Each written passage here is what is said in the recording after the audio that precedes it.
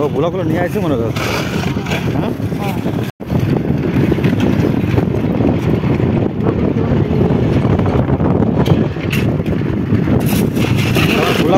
Block কি এখানে হয় না, বাড়িতে আসতেছে? ব্লক বানাচ্ছে এই যে ব্লকগুলো নিয়ে কীভাবে যায়? ও নিয়ে যাচ্ছে, দুইটা করে নিয়ে যাচ্ছে তারের সাথে বাঁধে। হ্যাঁ দুইটা করে নিয়ে যাচ্ছে। তো আমি জাহাজে আসছে মানে এটা যাচ্ছে, নিয়ে যাচ্ছে। তাহলে এটা এই রোডের জন্য না, থেকে বানাবে ওই দূরে দূরে নিয়ে পুরো ইয়েটা ফেলাবে। দেখ কত দূর উঠছে, দেখছিস? এই বেড়িবাদ রোড।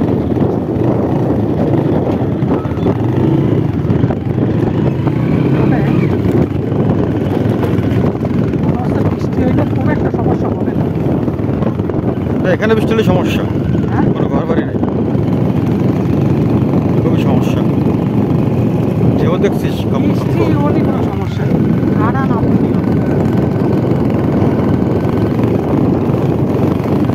সমুদ্রে বাতাস, একটা সমুদ্র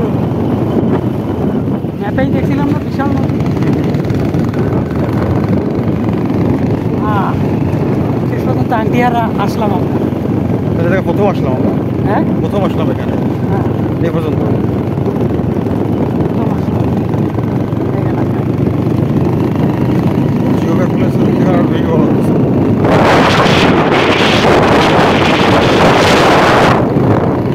ওইটা কি? ওই দেখো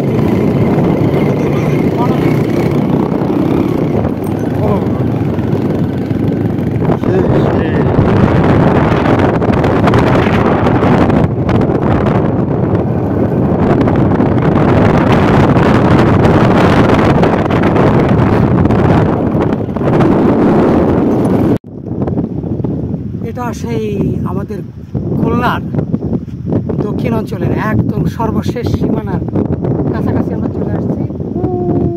ওই যে দূরে, কাছাকাছি বলতে এখনো এখান থেকে দেখা যাবে না, সেই শেষ অনেক দূর, অনেক দূর এখনো প্রায় 15 কিলোমিটার দূর হবে সেই আংটিহারা। সেখানে আমরা যাবো। তবে এই জায়গার যে বিশালত্ব, এই জায়গাটা বিশাল। এই যে একটা কপোতাক্ষ নদী এবং ঠিক ওই পাশে ওই যে একটা বেড়িবাঁধ দেখা যাচ্ছে, ওইটা হচ্ছে গিয়ে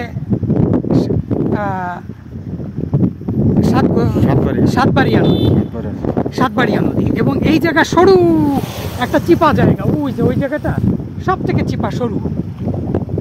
এটা হচ্ছে কি এতটুকুই আছে শুধুমাত্র ইসে যাওয়ার জন্য, বুঝলে?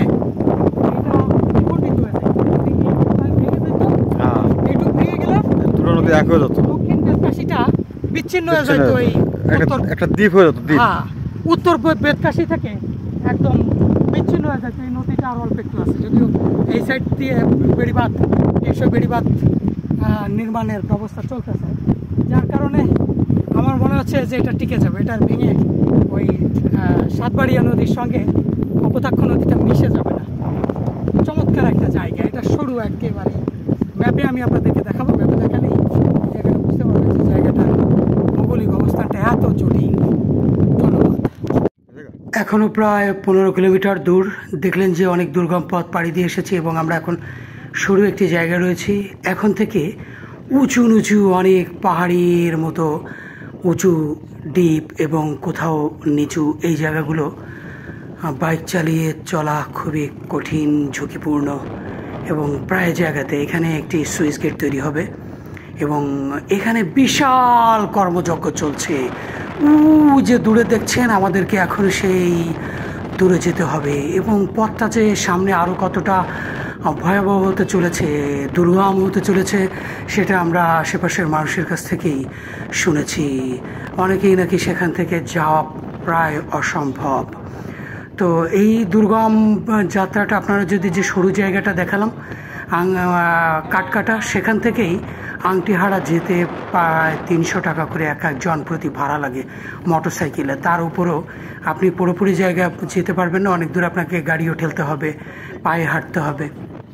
এই দুর্গম আর কিছু জায়গায় দিয়ে তো মোটর সাইকেলও চলা অসম্ভব, কোনো ব্যবস্থাই নেই, এমনকি পায়ে হাঁটা রাস্তা পর্যন্ত নেই।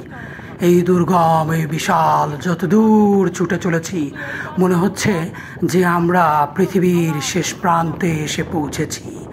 এবং ভয়ঙ্কর দুর্যোগ কবলিত এক বিধ্বস্ত ধ্বংসস্তূপের ভিতরে, যেখানে প্রতি বছর ভয়ঙ্কর ভয়ঙ্কর সব ঘূর্ণিঝড় খুলনার একেবারে শেষ প্রান্ত দক্ষিণাঞ্চলের সব থেকে দুর্গম এই যাত্রা, এই ভয়ঙ্কর জায়গা। এখানে সারা বাংলাদেশে আপনি খুলনার অন্য কোথাও বাতাস না পেলেও এখানে আপনি পাবেন সর্বত্রই ঝড়ো হাওয়া। এবং এরপরেই 100 কিলোমিটার, প্রায় 100 কিলোমিটার মতো, 80 থেকে 100 কিলোমিটার সুন্দরবন, তারপর সমুদ্র। চিন্তা করুন, এইখানে যদি এই যে জনবসতিগুলো, এই জনবসতিগুলোর এখনও টিকে আছে শুধুমাত্র এই বেড়িবাঁধটা দেখছেন, এটা প্রায় 20 ফুট উঁচু, আরও একটি বড় খাদে নামতে হচ্ছে।